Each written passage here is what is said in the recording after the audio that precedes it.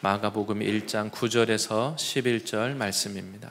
그때에 예수께서 갈릴리 나사렛으로부터 와서 요단강에서 요한에게 세례를 받으시고 곧 물에서 올라오실새 하늘이 갈라짐과 성령이 비둘기같이 자기에게 내려오심을 보시더니 하늘로부터 소리가 나기를 너는 내 사랑하는 아들이라 내가 너를 기뻐하노라 하시니라. 아멘. 오늘 말씀의 제목은 사역을 준비하시는 예수님입니다. 사역을 준비하시는 예수님이라는 제목으로 함께 말씀 보도록 하겠습니다. 우리가 어떤 일을 할 때 중요한 일일수록 그냥 하지 않고 준비를 하게 됩니다.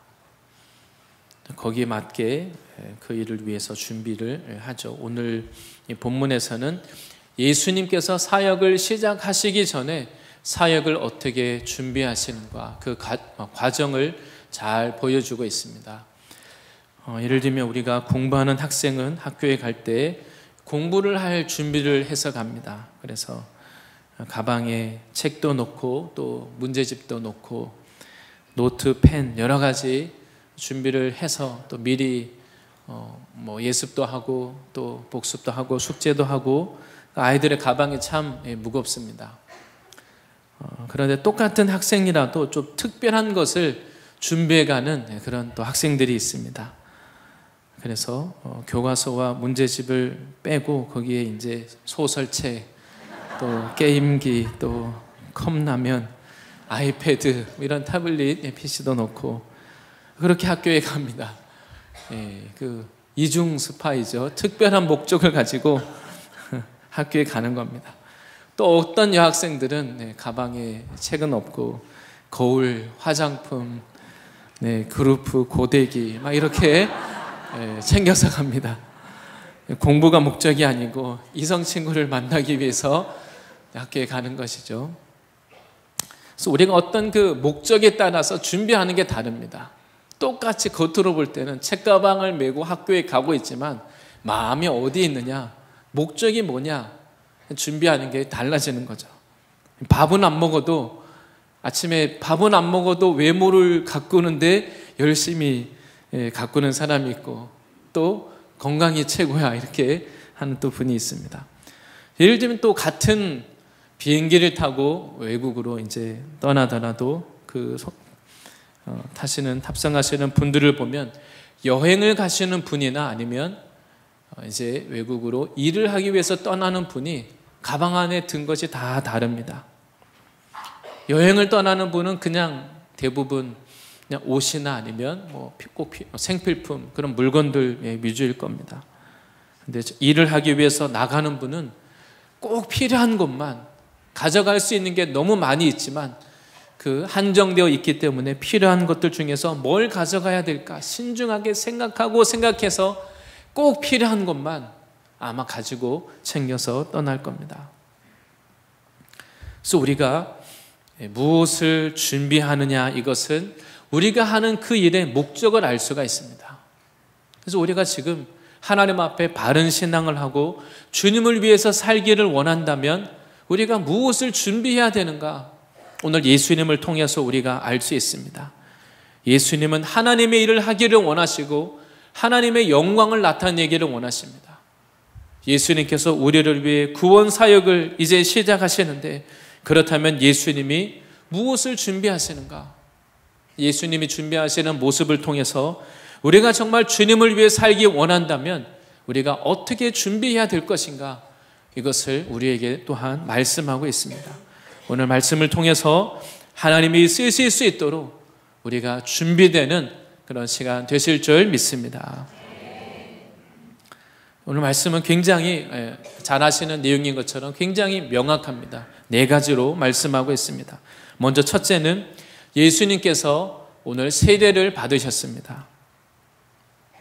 이 본문은 세례 요한이 사람들에게 회개의 세례를 먼저 전파했습니다. 회개하라 천국이 가까이 왔느니라 이렇게 말씀을 선포했더니 유대와 예루살렘에 있는 사람들이 다 그에게 나와서 자기 죄를 자복하고 회개하고 이런 놀라운 역사가 일어났습니다. 오늘 본문은 그런 가운데 사람들이 이제 요한에게 와서 요단강에서 세례를 받고 있는 바로 그때, 바로 그 장소에 예수님이 찾아오셨다는 겁니다. 지금 이 장소에 어디에 예수님이 오셨습니까? 지금 사람들이 자기 죄를 자복하고 회개하고 그런 상황입니다. 세례 요한에게 지금 세례를 받고 있는 겁니다. 근데 예수님께서 세례 요한 옆에 와서 세례 요한에게 뭐라고 말씀을 하신 것이 아니라, 이 사람들에게 말씀을 전하신 게 아닙니다. 예수님이 사역하시기 위해 온 것이 아니라, 오늘 본문에 보면 그 예수님이 세례 요한에게 세례를 달라고, 세례를 받기를 요청하셨습니다. 근데 요한은 예수님이 누구신지를 알기 때문에 너무 당황스러웠습니다. 그래서 마태복음 3장 14절 15절에 이렇게 말합니다. 요한이 말려 이르되 내가 당신에게서 세례를 받아야 할 터인데 당신이 내게로 오시나이까? 아니, 제가, 죄인인 제가 오히려 당신께 세례를 받아야 마땅한 상황인데 어찌 제가 당신에게 세례를 줄 수 있습니까? 이렇게 이야기를 한 겁니다. 그랬더니 15절에 예수께서 대답하여 이르시되 이제 허락하라. 우리가 이와 같이 하여 모든 의를 이루는 것이 합당하니라 하시니 이에 요한이 허락하는지라. 예수님은 이것이 의를 이루는 것이다, 이렇게 말씀하셨습니다.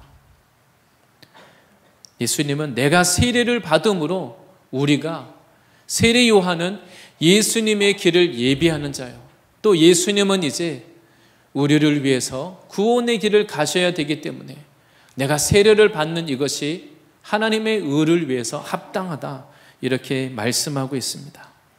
세례 요한은 예수님을 향해서 사람들에게 증거하기를 보라, 세상 죄를 지고 가는 하나님의 어린 양이로다.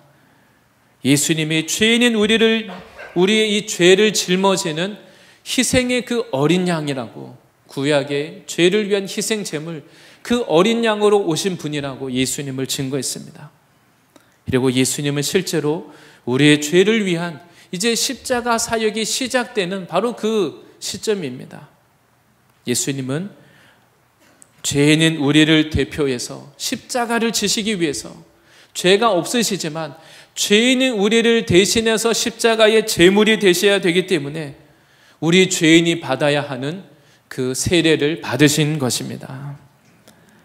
바로 이것은 예수님이 앞으로 우리의 죄를 위해서, 앞으로 우리의 이 죄를 위하여 예수님이 고난을 겪고 죽임을 당하시고 그리고 그 후에는 다시 부활하실 것을, 이것을 미리 예언적으로 보여주고 있는 것입니다. 바로 오늘 예수님이 세례를 받으신 이유는 한마디로 십자가를 위한 세례인 것입니다.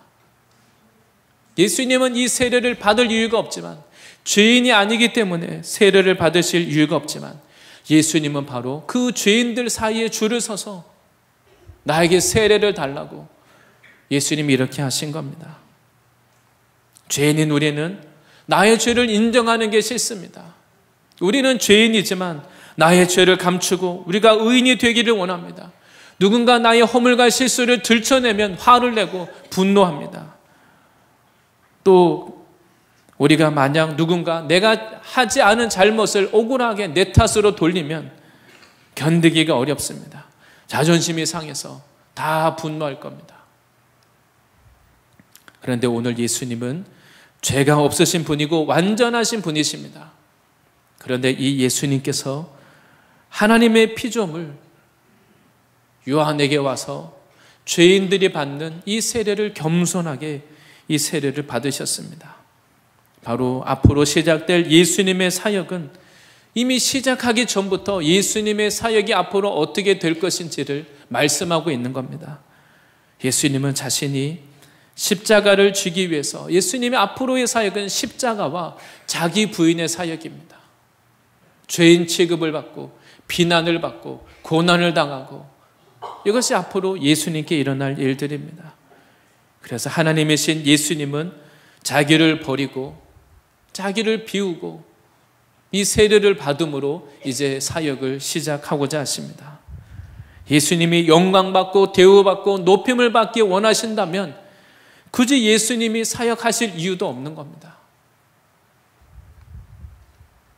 그런데 우리는 주님의 일을 하면서 우리가 영광받고 높임받고 그러기를 원하고, 고난이 올 때 이 고난을 감당하는 것이 참 어렵습니다. 죄인인 우리는 하나님을 위해 살면서 우리는 높아지고 영광받기를 원합니다. 대접받기를 원합니다. 그래서 예수님이 이렇게 하시는 것이 잘 이해가 안 됩니다. 그러나 의로우시고 완전하신 이 예수님께서 멸시와 천대와 조롱행 받을 자리, 결국 십자가 지시는 그 고난의 길을 이제 시작하는 겁니다. 그리고 예수님은 이것이 하나님 앞에 의를 이루는 것이다, 죄인인 우리들의 의가 되어 주시기 위해서 예수님이 이 죄인을 위한, 죄인이 받아야 될 세례를 받고 예수님이 고난의 길을 시작하셨다는 것을 기억하시기 바랍니다. 그럼에도 우리는 주님께 나갈 때 의인이 되기를 원하고 나의 있는 모습 그대로 나아가기를 싫어합니다. 그러나 예수님은 내가 의인을 부르러 온 것이 아니라 내가 죄인을 불러서 회개시키러 왔노라, 나의 이 죄인된 모습을 들고 예수님 앞에 나아가시기를 바랍니다. 그리고 예수님께서 이 세례를 받고 물에서 올라오실 때, 그때 두 번째는 하늘이 갈라졌다, 오늘 이렇게 말씀합니다. 하늘이 갈라졌다는 것은 하늘이 찢어진 겁니다. 바꿔 말하면 하늘이 열렸다는 것입니다. 그동안에는 하늘이 갈라지고 열렸다는 것은 예수님이 이 지금 세례를 받고 물에서 올라오시기 전까지는, 예수님 오시기 전까지 지금 하늘이 닫힌 상태였다고 말씀하고 있는 겁니다. 그리고 이 하늘이 갈라졌다는 이 단어가 복음서에 뒤에 다시 나오는데 언제 나옵니까? 마태복음 27장 51절의 성경 원어에 같은 단어입니다. 이에 성소 휘장이 위로부터 아래까지 찢어져 둘이 되고 땅이 진동하며 바위가 터지고. 어떤 구절입니까? 이 구절은 예수님께서 십자가 지시고 십자가 위에서 돌아가실 때, 예수님이 물과 피를 다 쏟으시고 고난당하시고 돌아가실 때 성소의 휘장, 성소와 지성소를 막고 있는 그 휘장, 하나님이 거하시는 지성소에 들어가지 못하도록 막고 있는 그 성소의 휘장이 위로부터 아래까지 찢어져서 지성소로 들어갈 수 있도록, 하나님의 그 보좌로 우리가 나아갈 수 있도록 그 은혜의 보좌로 가는 그 문이 열렸다는 것을 말씀하는 것입니다. 예수님이 물에서 세례를 받고 올라오실 그때에도 하늘이 갈라지고 하늘이 열린 것처럼 예수님의 십자가의 죽으심으로 이 일을 이루어 놓으신 것입니다. 바로 예수님이 이 땅에 오신 그 목적을 우리가 알 수 있습니다. 예수님은 바로 우리가 예수님 때문에 죄사함을 얻고 거룩함을 받고 하나님께 나갈 수 있도록 우리들에게 우리의 죄로 인하여 닫혀있는 그 하늘의 문을 여시기 위해서 오신 것을 믿으시기 바랍니다. 나 인생에 닫혀진, 내 인생에 왜 이렇게 수고스럽고 열심히 땀 흘리고 내가 노력하는데도, 내가 원하는 거 공부도 하고 일도 하고 원하는 것을 얻었는데 왜 내 인생에 만족이 없을까? 내 인생에 하늘의 문이 닫혀 있다면 세상의 방법으로 되지 않고 오직 예수님만이 닫혀있는 이 하늘의 문을 여신다는 것을 믿으시기 바랍니다. 예수님은 바로 우리들에게 그냥 좋은 걸 주시려고 오는 게 아닙니다. 그냥 사람들에게 위로를 주고 좋은 도덕과 윤리와 사랑과 선한 일을 하려고 오신 게 아닙니다. 죄로 인하여 닫혀있는 이 하늘의 문을 여시기 위해서 오신 것을 믿으시기 바랍니다. 죄로 인하여 닫힌 이 하늘이 예수님으로 인하여서만 하늘의 문이 열리는 것입니다. 구약에서는 우리가 이 땅에서 죄를 지으면 하늘의 문이 닫힌다고 말합니다. 역대하 6장 26절에 이렇게 말씀합니다. 만일 그들이 주께 범죄함으로 말미암아 하늘이 닫히고 비가 내리지 않는 주의 벌을 받을 때에 이곳을 향하여 빌며 주의 이름을 인정하고 그들의 죄에서 떠나거든. 우리가 하나님 앞에 죄를 지으면 하늘이 닫힌다고 분명히 말씀합니다. 내가 열심히 이 땅에서 우리가 수고할 수 있지만 농부가 이 땅에서 아무리 수고해도 비가 안 내리면 열매를 거둘 수도 없고 곡식이 안 자랍니다. 내가 이 땅에서 수고할 수 있지만 그것이 열매를 거두려면 하나님이 하늘의 문을 주시고 그것이 이루어질 수 있도록 하나님이 도와주셔야 그것이 열매가 맺히는 겁니다. 근데 바로 죄로 인하여 닫혀진 하늘, 우리가 하나님을 떠나고 하나님의 말씀을 배척하고 떠날 때 하늘 문이 닫히는 겁니다. 내 영혼에 만족이 없습니다. 내가 수고하는 만큼 열매가 없고 가시와 엉겅퀴가 계속 자랍니다. 하늘이 열리는 것에 대해서 또 언제 말합니까? 요한계시록 19장에 보면 마지막 예수님이 이 땅에 심판하기 위해서 다시 오시는데 요한계시록 19장에 보면 하늘이 열리고 그리고 예수님이 말을 타시고 마귀 권세를 면하기 위해서 다시 오신다고 말씀하십니다. 이 땅의 죄로 인하여 우리가 이 땅에서 아무리 기술이 발달하고 열심히 수고해도 하나님 앞에 죄를 지으면 만족이 없습니다. 하나님 없이 우리끼리 바벨탑을 쌓고 아무리 자기를 위해서 열심히 살아도 거기에 가봤더니 높은 위치에 올라갔더니 세상에 원하는 것을 내가 움켜잡고 내 방법으로 얻었더니 거기에 내가 찾던 그 만족이 없습니다. 이것도 만족이 없고 저것도 만족이 없고 점점 더 영혼이 곤고한 것입니다. 하늘의 문이 닫힌 겁니다. 바로 오늘 예수님은 닫힌 이 죄로 인하여 닫힌 우리를 위하여 하늘의 문을 여시는 분으로 우리에게 찾아오셨습니다. 이스라엘 백성이 종교의 전통과 모양은 있고 열심히 나름대로 기도를 한다고 하지만 그러나 닫혀있기 때문에 하나님의 응답이 없습니다. 하나님과 교제가 막혀있는 것입니다. 기도라는 행위는 하는데 하늘이 닫혀있으니까 응답이 없습니다. 바리새인들도 열심히 구제도 하고 금식도 하고 기도도 했습니다. 그러나 하늘의 문이 닫혀 있으니까 하나님을 못 만나는 겁니다.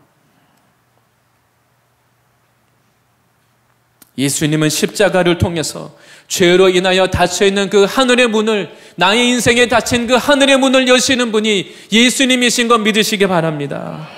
예수님의 그 십자가 앞에 그 하늘의 문을 닫게 만드는 죄의 문제를 들고 나가서 예수님 앞에 회개하고 씻음 받아야 되는 것입니다. 바로 우리가 예수님을 믿는다면 그 주님 앞에 우리의 문제, 이 죄의 더러움을 들고 나가서 그 십자가 앞에 나의 삶에 이 닫혀있는 문, 나의 삶과 나의 가정, 우리의 모든 하고 있는 일에 닫혀있는 이 하늘의 문을 열어달라고 주님께 구하시기를 바랍니다. 우리가 먼저 주님의 그 피로 회개하고 정결함을 덧입고 우리의 몸을 주님께 드릴 때 하늘의 문이 열려지는 것입니다. 그리고 세 번째는 하늘의 문이 열리면서 예수님 위에 성령이 임했다, 오늘 그렇게 말씀합니다. 하늘이 갈라짐과 동시에 성령이 비둘기같이라는 말은 비둘기 모양으로, 비둘기 형상으로 예수님 위에 임하는 것을 예수님이 보셨다, 이렇게 말씀합니다. 성경에서 우리에게 친숙한 것은 사도행전에 나오는 그 오순절 성령 사건입니다. 오순절 성령이 임할 때는 어떻게 임했습니까? 불같이, 바람같이 임했습니다. 바람 소리가 나면서 급하고 강한 바람이 불고, 그리고 또 불의 혀 같은 것이 보이고 불로 임하시고 불같이 바람같이 임했습니다. 그런데 오늘 예수님께 임하신 성령님은 비둘기같이 임했다, 이렇게 말씀하고 있습니다. 이 비둘기같이 임했다는 것은 예수님의 온유함과 겸손함을 의미합니다. 창조주 하나님, 말씀이신 그분이 우리와 똑같이 나와 같은 이 연약한 몸을 입고 잠을 못 자면 피곤하고 아프면 아프고 추우면 춥고 더우면 덥고 피곤하고 졸리고 괴롭고 예수님이 나와 똑같은 몸을 입고 이 땅에 오셔서 우리를 위해서 십자가를 감당하셨습니다. 그 예수님이 하나님의 의를 이루기 위해서 세례를 받고 올라올 때 오늘 말씀에서는 하늘이 갈라지면서 하늘이 열리고 예수님 위에 성령이 비둘기같이 임했다 말씀합니다. 예수님이 이 땅에 하시는 그 모든 사역은 하나님의 그 성품, 예수님께서는 그 온유와 겸손으로 오직 하나님만을 증거하고 드러내는 그 일을 하셨습니다. 그래서 예수님이 하신 그 모든 일을 보면 하나님의 성품을, 하나님이 어떤 분인지 우리들에게 보여주시는 겁니다.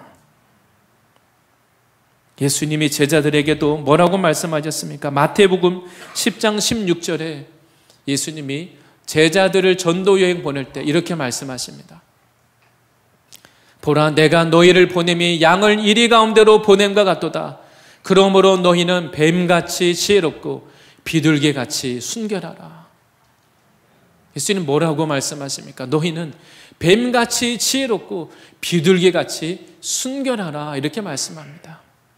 예수님의 성령이 비둘기같이 임하는데 이 성령은 순결하신 그런 성령입니다.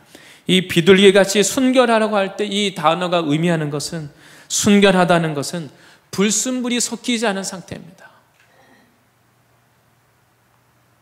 무해하고 순수한 상태를 말합니다. 악한 것이 섞이지 않고 거짓된 것이 섞이지 않고 순전하고 단순한 것을 말합니다. 우리가 불순물이 안 섞이고 순수한 것, 그걸 우리가 물건 살 때도 거기에 보면 100% 뭐라고 적혀 있습니다. 100% 국산, 또 100% 유기농, 순수 이렇게 적혀 있습니다. 불순물이 없다는 겁니다. 단순하다는 것이죠. 예수님 위에는 성령께서 비둘기같이 순전하고 깨끗한 영으로 예수님 위에 임하셨습니다. 그래서 예수님이 앞으로 하시는 일은, 예수님은 자기 일을 하시지 않습니다. 자기 영광을 구하시지 않습니다. 오직 하나님의 말씀을 전하고 하나님이 하라는 그 일을 하시고 순전하고 순결하고 아주 단순한 이런 삶을 사셨습니다. 예수님 위에 비둘기같이 순결한 그 성령께서 임하셨기 때문입니다. 우리가 이 불의한 시대를 살아가면서 예수님께서 순결하시고 거룩하시다는 것, 이것이 이 세상 가운데는 능력인 것입니다. 오늘날 이 시대에 주변을 둘러보면 다 정말 능력 좋고 뛰어나고 잘난 사람은 정말 많습니다. 그런데 이 시대의 진짜 능력은 그런 능력이 아닙니다. 악한 이 시대의, 불의한 시대의 진짜 능력은 하나님이 부어주시는 이 비둘기같이 순결하고 깨끗한 마음을 갖는 것, 우리가 주님 앞에 거룩함으로 준비되어지는 것, 이것이 세상을 이기는 능력인 것입니다. 우리가 죄 사함의 은혜, 회개의 은혜, 그 은혜를 받는 것에는 너무나 익숙한데 성령께서는 두 가지 일을 다 하십니다. 우리를 회개케 하는 그 일도 하시고 그것을 안 한다는 것이 아니라 그 성령께서는 또한 우리 안에 있는 불순물들을 제거해서 우리를 주님 앞에 거룩한 신부로 정결하게 하는 그 일을 하십니다. 하나님이 이사야 선지자를 쓰실 때 어떻게 합니까? 그 숯불을 들고 천사가 나타나서 그 이사야의 부정한 입술을 숯불로 태워버립니다. 하나님이 모세를 부르실 때 모세가 이미 하나님의 부르심을 받았고 사명을 받고 내가 이 민족을 위해서 제 인생을 드리겠습니다 결단했습니다. 근데 하나님이 그 모세를 40년 동안 광야에 두십니다. 그리고 나서 하나님이 모세에게 또다시 찾아오셔서 80세가 된 모세, 애굽의 그 물이 다 빠지고 이제는 아무것도 남은 게 없는 것 같은데 하나님이 모세에게 그 떨기나무 불로 나타나서 또 말씀하시기를 내가 거룩하니 너도 거룩하라. 하나님이 모세를 쓰시기 위해서 그 거룩한 불로, 거룩한 성령으로 하나님이 그를 또한 새로운 단계로 인도해 가셨습니다. 우리가 예수님을 믿는다지만 성령님을 우리가 모시고 살아가면서도 안 모셨다는 게 아닙니다. 하나님이 우리 안에, 성령님이 우리 안에 비둘기같이 순결하게 우리를 통해서 일하기가 어렵습니다. 그래서 우리들에게 성령께서 임하실 때에는 주로 불로 임하십니다. 우리 안에 아직도 남아있는 죄와 찌꺼기 상처를 태우는 불로 임하는 것입니다.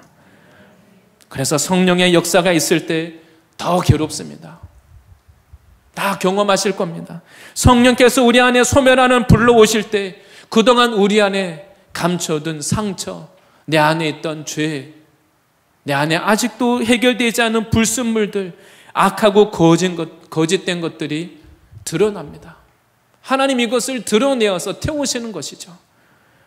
내 안에 문제가 없는 줄 알았는데 성령의 역사하심을 경험할 때 내 안에 있는 죄가 깨달아지고 불순물이 드러나고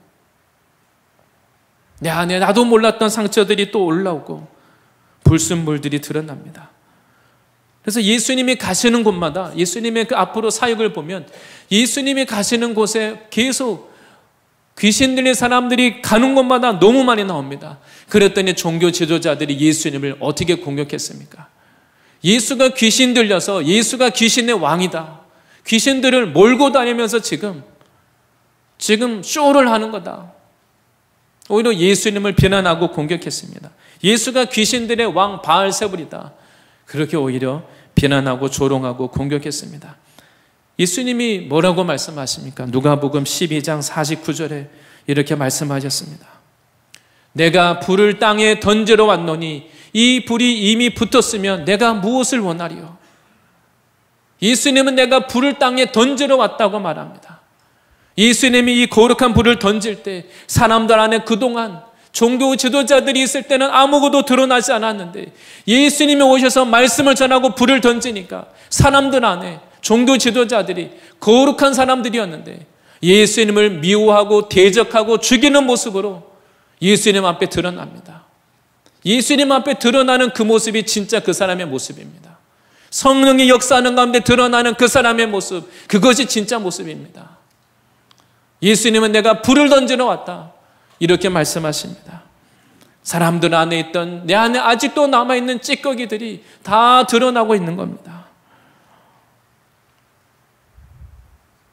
성령의 역사하심으로 우리의 죄가 먼저 회개되고 우리의 상처와 찌꺼기 불순물들을 주님 앞에 우리가 성령의 불로 주님이 우리를 더 온전하게 쓰실 수 있도록 성령의 불로 우리 안에 있는 죄와 상처가 태워질 수 있도록 하나님 앞에 마음을 여시기 바랍니다.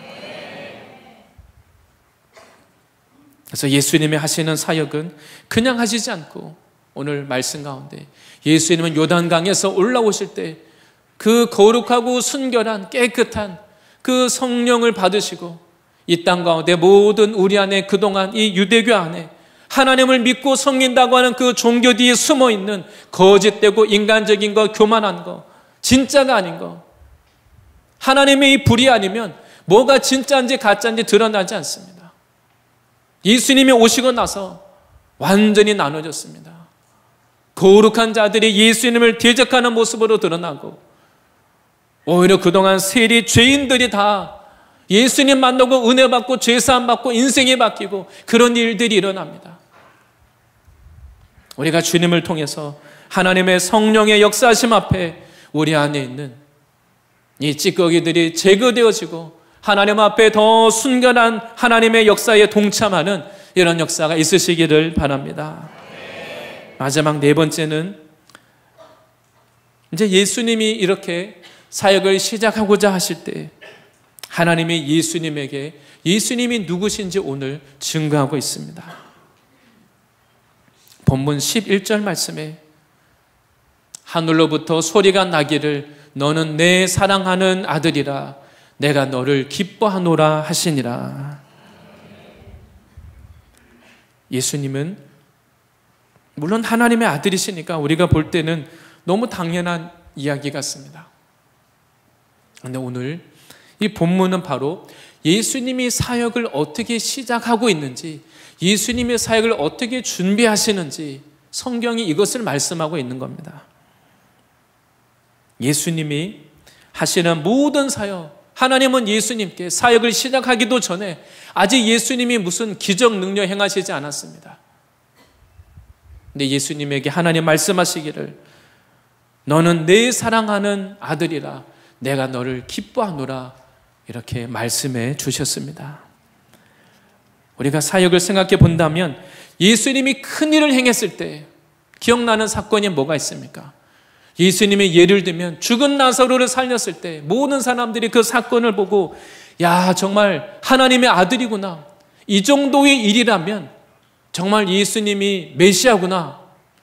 그런 일을 했을 때 하나님이 갑자기 죽은 나사로가 살아나서 찬양하고 있을 때 갑자기 하늘이 열리면서 예수님 위에 갑자기 막 빛이 임하고 그리고 갑자기 배경음악으로 천사들의 노래소리가 막 들려옵니다.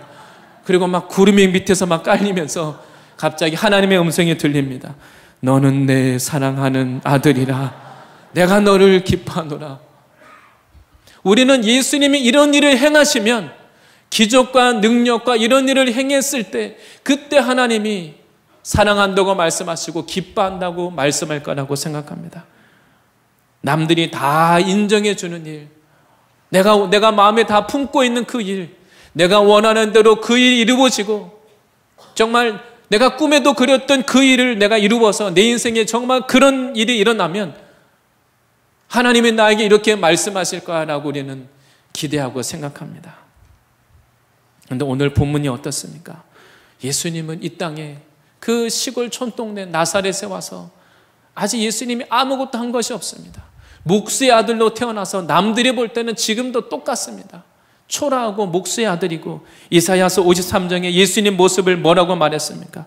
고운 모양도 없고 풍채도 없고 우리가 보기에 흠모할 만한 존경하고 그럴 만한 예수님에게 아름다운 모습이 없었다라고 말합니다.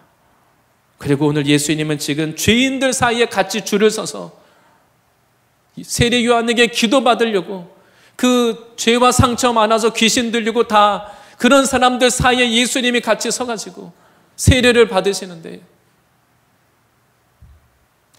하나님께서 예수님에게 이렇게 말씀하시는 겁니다. 이런 하나님의 증거, 하나님의 음성이 예수님이 하시는 모든 사역의 기초가 되는 것입니다. 우리가 어떤 일을 할 때 이것을 통해서 왜 우리가 그 일을 합니까? 목적이 무엇입니까? 왜 이걸 하려고 하느냐 하나님 물어볼 겁니다. 사람이 인정해주고 환영해주고 좋아하면 하고 사람들이 환영해주지 않으면 하지 않고 나의 목적이 어디 있습니까?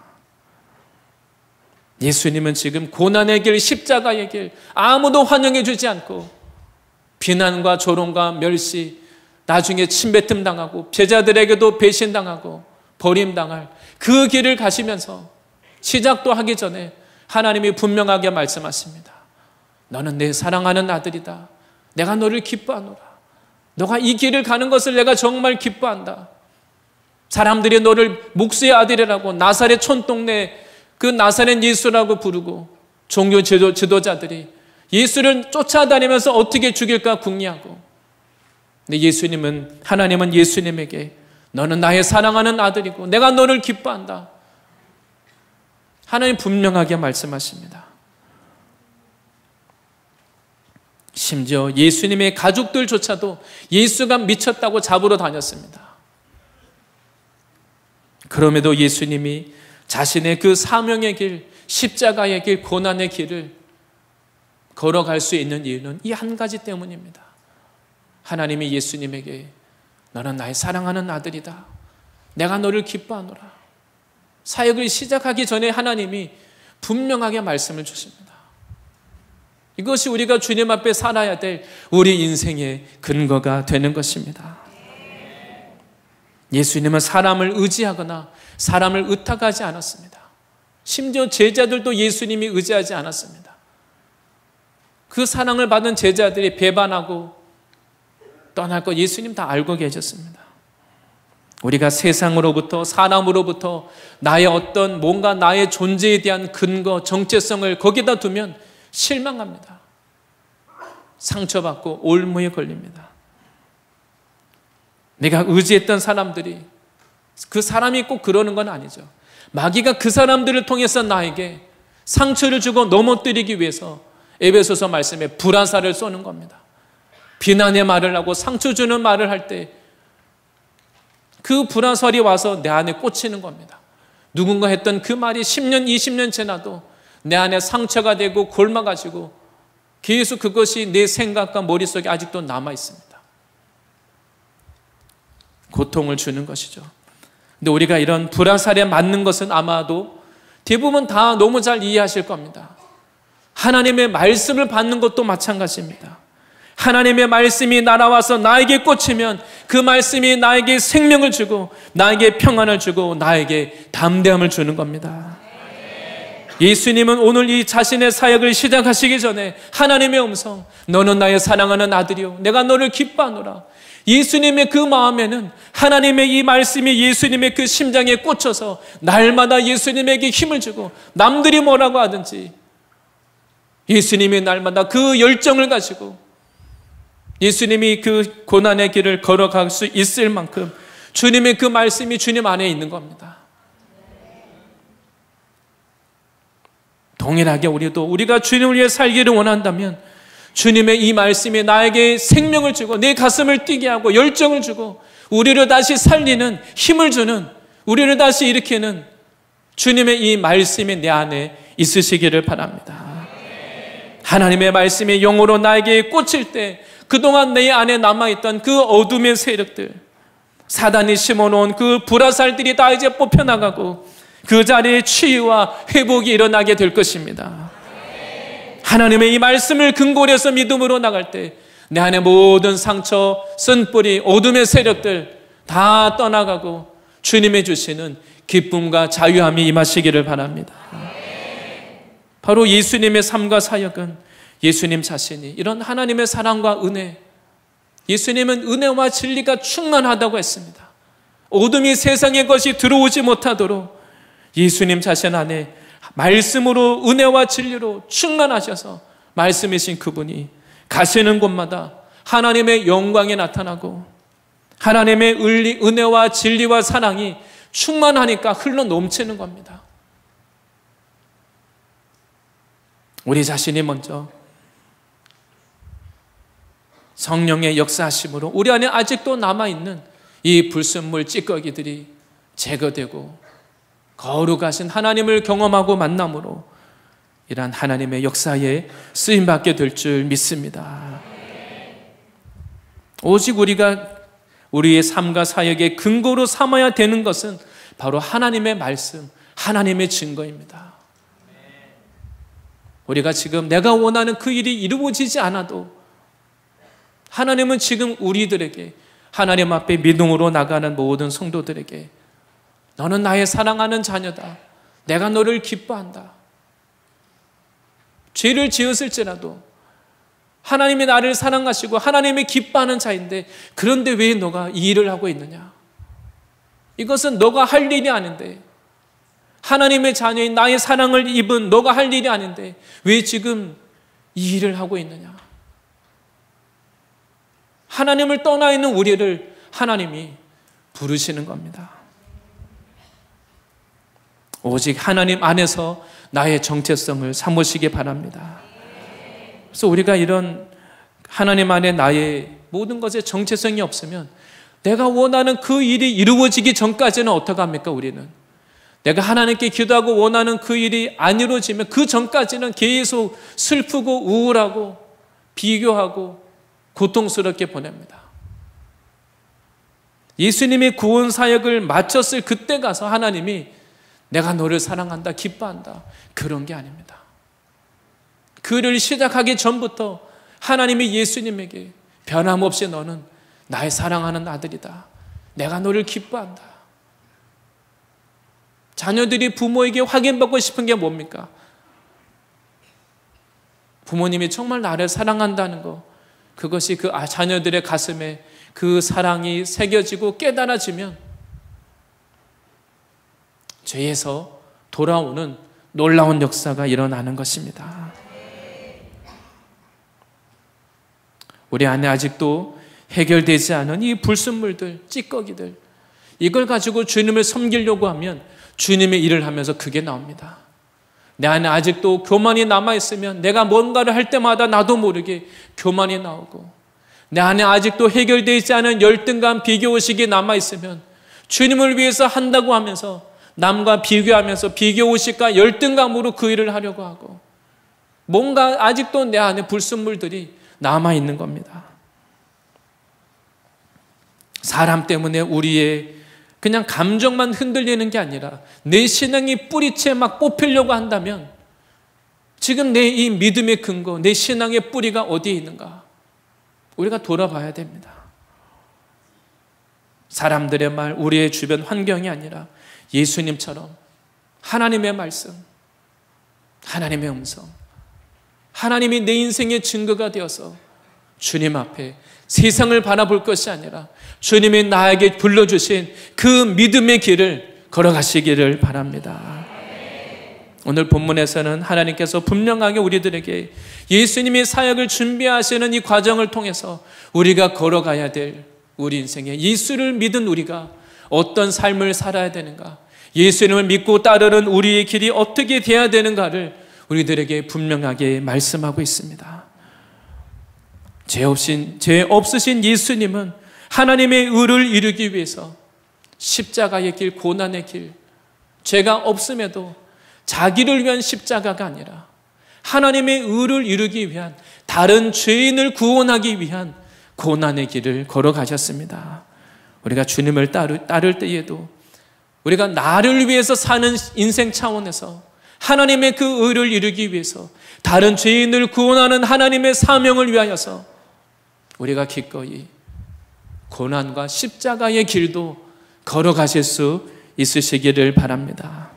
우리가 주님 앞에 준비되어 나갈 때 우리 인생에 먼저 하늘의 문이 열리고 성령께서 우리와 함께 하셔서 우리를 인도해 주실 줄 믿습니다. 우리가 하는 그 일이 나의 정체성이 되지 않고 큰 일을 해서 뭔가 증명할 것이 아니라 그것이 아직 이루어지지 않아도 괜찮습니다.